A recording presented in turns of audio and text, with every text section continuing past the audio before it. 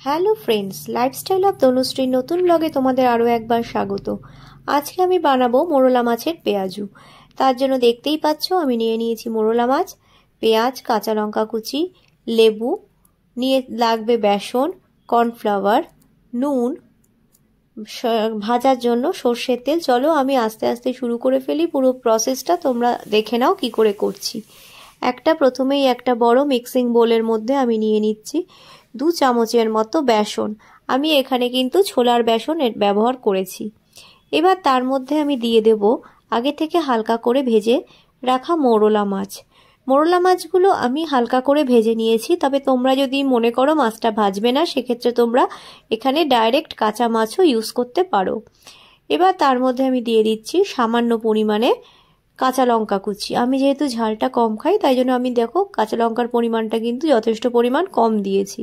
তোমরা চাইলে একটু বেশি পরিমাণ ইউজ করতে পারো যদি তোমরা ঝাল বেশি খেয়ে থাকো।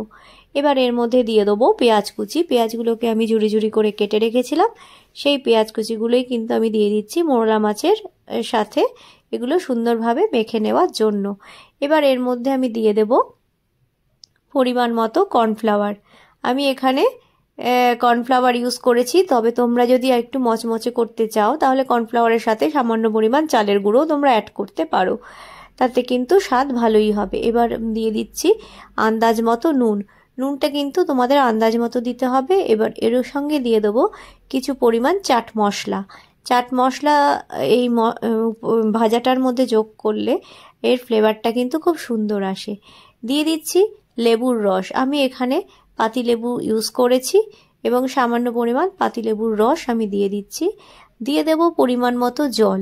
এই সব কিছু উপকরণ দিয়ে এবার সুন্দর করে হাতের সাহায্যে এটাকে আলতো করে মেখে নিতে হবে। দেখতেই পাচ্ছ বন্ধুরা, আমি মাখছি পুরো জিনিসটাকে, কিন্তু আমি হাতের সাহায্যেই মাখছি।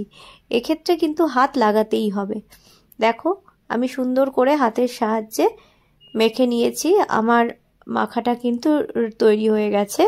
এবার কড়াইতে দেখো তেল বসিয়ে দিয়েছি, গ্যাস ওভেনও অন করে দিয়েছি, তেলটা গরম হবে। আচ্ছা বন্ধুরা, আমার এই চ্যানেল তোমাদের কেমন লাগছে? যদি আমার চ্যানেল তোমাদের ভালো লেগে থাকে তাহলে অবশ্যই সাবস্ক্রাইব করো, লাইক করো এবং কমেন্ট করে জানিও তোমাদের কেমন লাগছে। আর পাশে থাকা বেল আইকনটা প্রেস করতে ভুলো না, তাহলে আমার সমস্ত রান্নার রেসিপি কিন্তু নোটিফিকেশান তোমরা পেয়ে যাবে। চলো কথা বলতে বলতে আমি এখানে দেখো মোরলা মাছের পেঁয়াজু যেগুলো তৈরি করেছিলাম, আস্তে আস্তে আমি সেগুলো পকোড়ার আকারে করে তেলের মধ্যে ছেড়ে দিচ্ছি। দেখো সুন্দরভাবে এগুলো তেলে ভাজা হতে থাকবে। এই সময় কিন্তু তোমাদের একটা টিপস বলে রাখি, কখনোই কোনো ভাজার সময় গ্যাসের ফ্লেমটা বাড়িয়ে দেবে না, তাহলে কিন্তু ওপর দিকটা ভাজা হয়ে গেলেও ভেতরটা কাঁচা থেকে যাবে। তাই জন্য সবসময় মিডিয়াম টু লো ফ্লেমে এই ভাজাগুলো করবে। দেখো সুন্দর রং ধরতে শুরু করেছে। এবার আমি আস্তে আস্তে খুন্তির সাহায্যে এই পকোড়াগুলোকে নেড়ে চেড়ে ভেজে নেব। একবারে কিন্তু সব পকোড়া ভাজা যাবে না, অল্প অল্প পরিমাণ দিয়ে পকোড়াগুলোকে সুন্দর করে ভেজে নিতে হবে। দেখো আমি সেই ভাজাভুজির কাজটাই করছি। খুন্তির সাহায্যে খুব আলতো করে নাড়িয়ে দিচ্ছি পকোড়াগুলোকে, যাতে সুন্দরভাবে ভাজা হয়ে যায়। আমি সব পকোড়াগুলো দেখো ভেজে নিয়েছি, একটা থালায় আমি সার্ভ করেছি শসা, পেঁয়াজ কুচি, টমেটো সস এবং কাসুন্দির সাথে। আর তার সাথে যদি শীতের বিকেলে চা বা কফি হয় তাহলে কিন্তু পুরো বিকেলটা জমে যাবে বা সন্ধ্যাটাও জমে যাবে। তাহলে বলো বন্ধুরা, তোমাদের এই রেসিপিটা কেমন লাগলো? সবাই খুব ভালো থেকো, টাটা।